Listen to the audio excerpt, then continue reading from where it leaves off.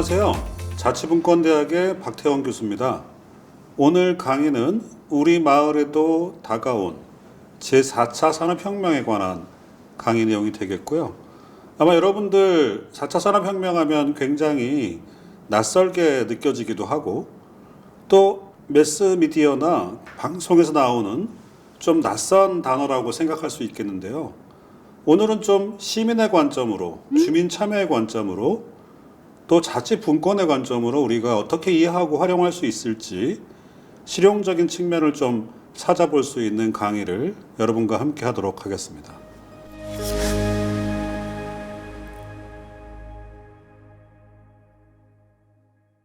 자, 먼저 이 그림 보니까 이게 1965년도에 그린 그림이에요. 이분이 굉장히 통찰력이 있는 거예요. 이미 50년, 60년 전에 태양열 주택에 대한 얘기, 전기 자동차에 대한 얘기, 원격 통신에 대한 얘기, 사이버 강의까지 얘기하고 있습니다. 그리고 좀 나간 얘기인지 모르겠지만 달나라 여행까지 얘기하고 있는데 과연 이 중에서 우리 실현되지 않은 게 있나요? 아마 거의 대부분이 실행이 된 거로 우리 생각하고 있습니다. 이 사람 생각나죠, 우리? 예, 바로 이세돌입니다. AI라고 불리우는 알파고와 대결을 벌였던 우리가 전부 다 이길 줄 알았는데 계속 지니까 이 친구를 응원하게 되는 그런 시대가 되었고요. 알파고는 이제 은퇴했습니다.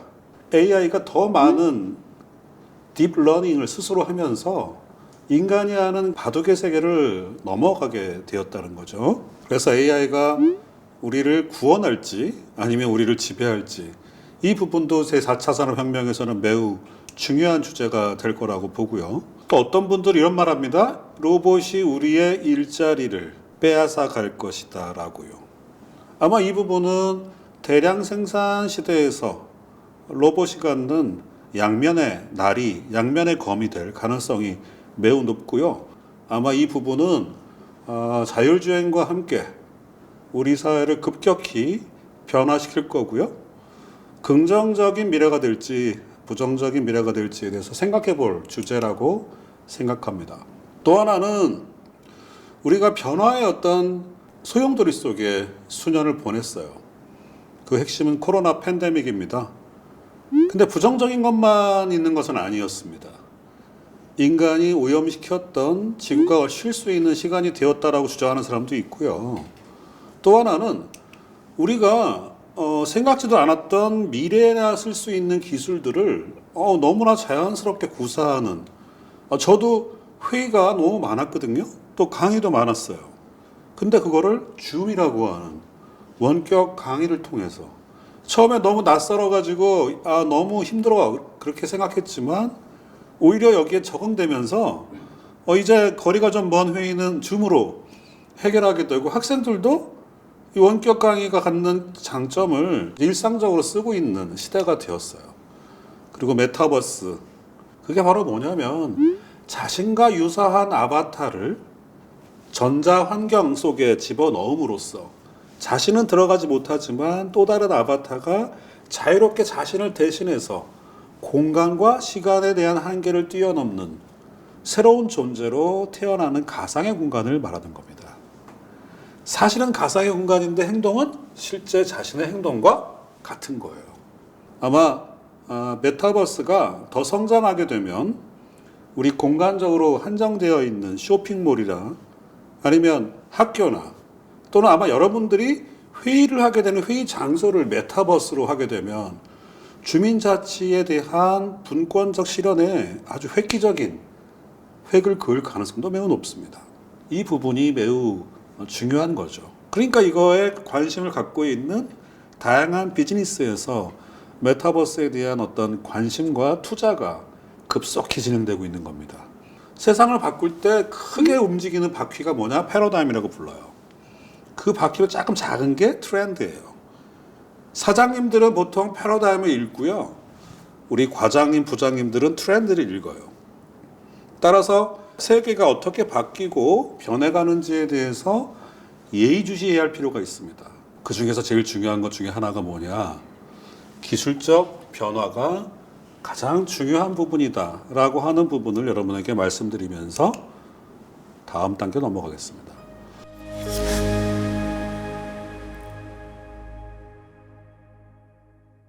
자, 그래서 1차 산업혁명, 2차 산업혁명, 3차, 4차를 간단하게 설명드릴게요. 1차 산업혁명은 뭐냐면 기계의 발명이에요. 기계의 발명. 즉 사람이 하던 힘을 기계가 대신함으로써 대량의 일을 해낼 수 있는 기초를 만들었고요. 움직일 수 있는 토대, 즉 초기 자동화에 대한 부분에 바탕을 깐 게 1차 산업혁명이에요. 즉 와트의 증기기관이 가장 중요한 거죠.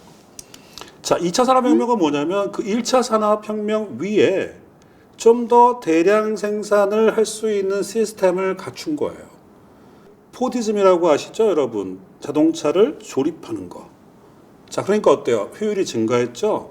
자, 그렇기 때문에 더 많은 경제가 부강해지는 거예요. 이것 때문에 미국이라고 하는 거대한 나라가 태어난 거고요. 그래서 2차 산업혁명은 자동화를 바탕으로 한 대량 생산 체제, 요렇게 이해하시면 빠르게 여러분이 이해할 수 있겠습니다. 자, 3차 산업혁명은 뭘까요?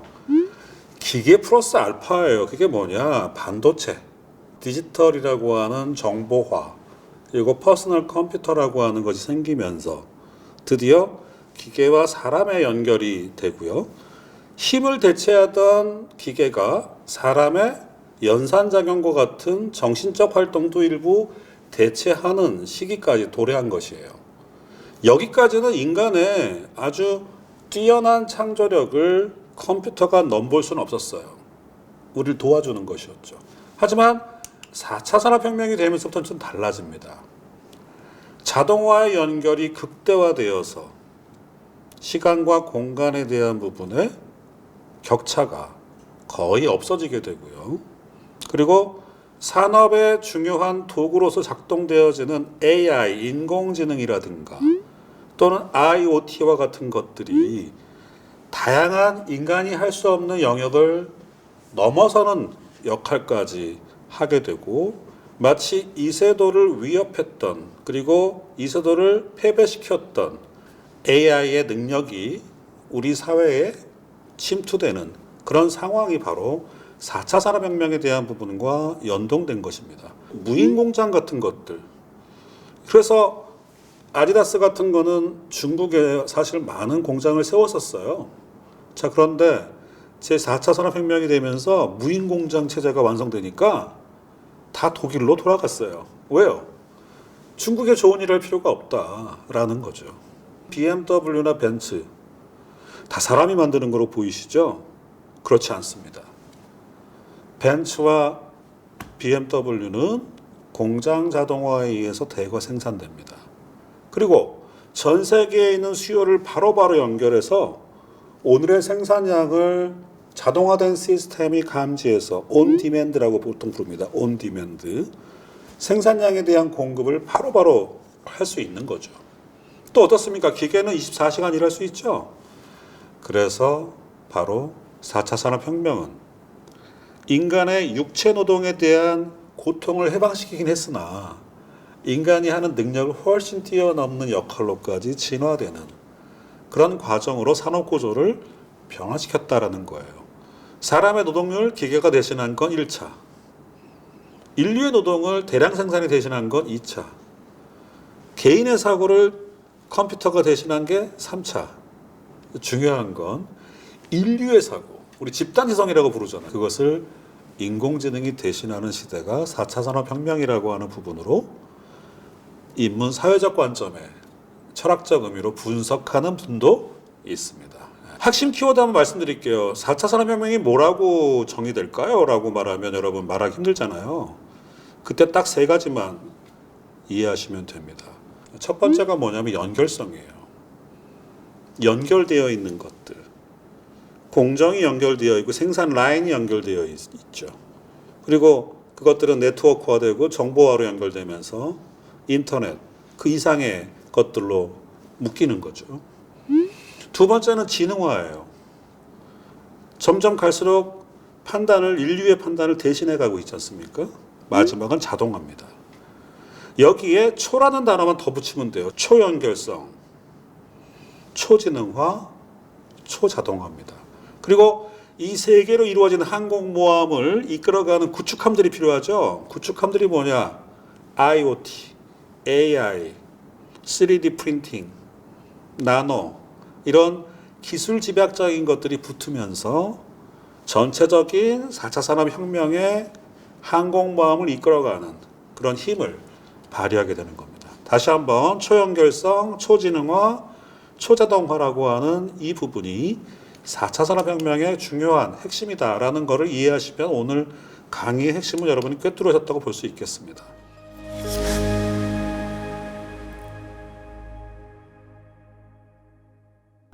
사실 3차 산업혁명과 4차 산업혁명을 정확하게 가르는 것은 좀 어려울 수 있어요.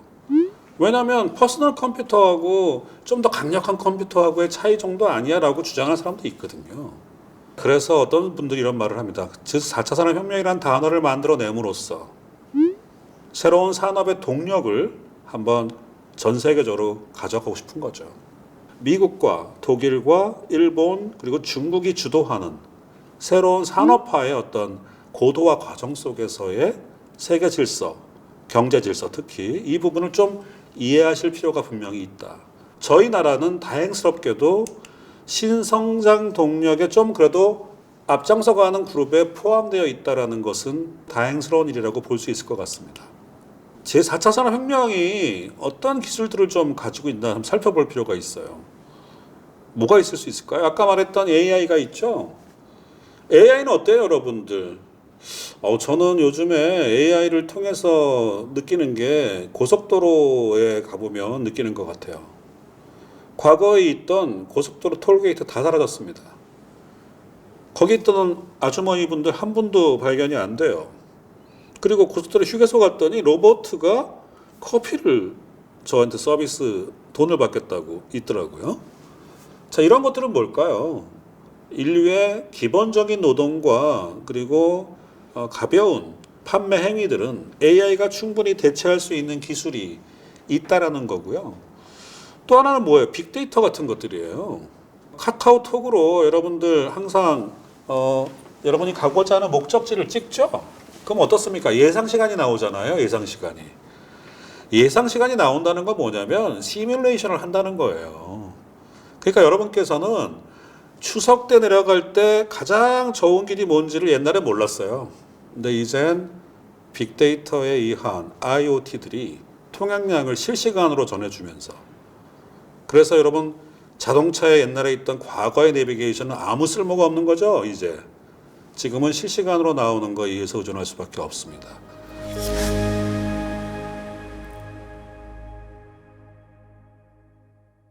다음은 4차 산업혁명이 주는 그 경제적 효과가 과연 긍정적일 거냐 부정적일 거냐에 대한 얘기예요. 컴퓨터가 등장할 때 많은 사람들은 얘기했습니다. 타자수들이 다 굶어 죽을 거라고. 경제는 피폐해질 거라고. 하지만 컴퓨터가 등장하면서 어떤 일이 생겼나요? 더 많은 직업들이 생겨났어요. 더 많은 직업들이. 물론 타자수는 조금 힘을 잃었을지 모르겠지만 더 많은 직업들이 태어났기 때문에 긍정적이었어요. 자, 과연 그러면 AI가 등장하는 제4차 산업혁명은 우리에게 좀 더 밝은 미래를 제공해 줄 수 있을까요? 그런데 그 대답은 그리 밝지만은 않은 것 같습니다. 왜냐하면 AI가 딥러닝을 하게 되면 과거에 그렸던 그림들 있죠. 뭐 야수파라든가 또는 뭐 중요한 화가가 그렸던 그림들을 딥러닝 시키면 그 AI가 그 사람이 그린 그림을 현대풍으로 그려낼 수가 있어요. 또 음악을 작곡하기도 해요. 이건 인간이 가지고 있던 고유의 창작 능력을 대체해버리는 거예요. 자, 그러면 여러분들의 아들과 손자들이 지금 현재 AI에 의해서 직업적인 피해를 받지 않는다고 말할 수 있을까요? 고용에 대한 부분은 좀 힘들어질 가능성이 있습니다. 이 부분에서는 대체로 고용이 줄어드는 대신 고용의 질이 좀 높아질 수 있는 미래의 어떤 숙제가 남아있다. 또 긍정적인 측면에서는 인간이 해서 좀 불평등했던 다양한 법률적 판단과 사회적인 기준들 같은 것들을 정립하는 계기가 될 수 있을 거라는 얘기도 하고 있습니다.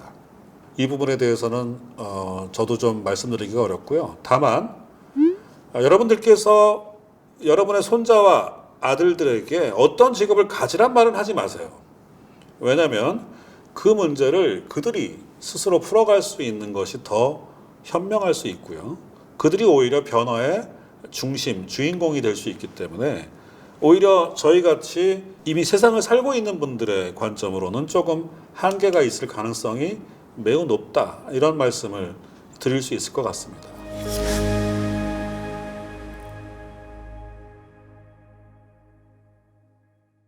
자, 정리해 보겠습니다. 이제 4차 산업혁명은 이제 좀 더 분산될 거예요. 권력이 분산되고 시민에게 가게 됩니다. 직접 민주주의가 발달하게 되고요. SNS를 통해서 보다 다양한 네트워크형 소통을 하게 될 겁니다. 그렇게 되면 사회는 좀 더 전자민주주의에 의한 디지털 체계로 나가게 될 거고요. 공무원과 사람들의 행정은 더욱더 투명하고 그리고 상호 연계적으로 바뀔 겁니다. 그게 바로 새로운 전자정부의 출현이고요. 4차 산업혁명은 바로 이러한 부분을 지원해 가면서 개인의 그리고 시민의 협력하는 생태계를 만드는 기본적인 요소를 제공하게 될 것이기 때문에 여러분의 주민자치와의 관계가 더욱더 커질 거라고 보여지고요. 빅데이터와 행정 플랫폼이 만나면서 행정의 수요를 가지고 있는 여러분들을 조금 더 풍요롭게 그리고 책임을 질 수 있는 쌍방향 체계로 이끌 것입니다. 아까 말씀드렸던 줌과 메타버스를 활용한 시민 직접적인 민주주의의 장으로 활용된다면 보다 효율적이고 비용이 덜 들면서 공간과 시간의 제약을 덜 받는 전자민주주의에 의한 시민자치, 주민자치가 실현될 수 있을 것입니다. 따라서 제4차 산업혁명은 여러분에게 좋은 기회와 그리고 가능성을 제공할 수 있는 새로운 시대임을 여러분에게 알려드리고요. 중요한 판단은 또 여러분께서 각각 내려주시면 좋을 것 같습니다. 이상으로 제4차 산업혁명에 대한 여러 가지 설명과 그것에 의한 사회적인 역할과 그리고 파급력에 대한 부분을 주민자치 관점으로 여러분하고 같이 논해봤습니다. 여러분 감사합니다.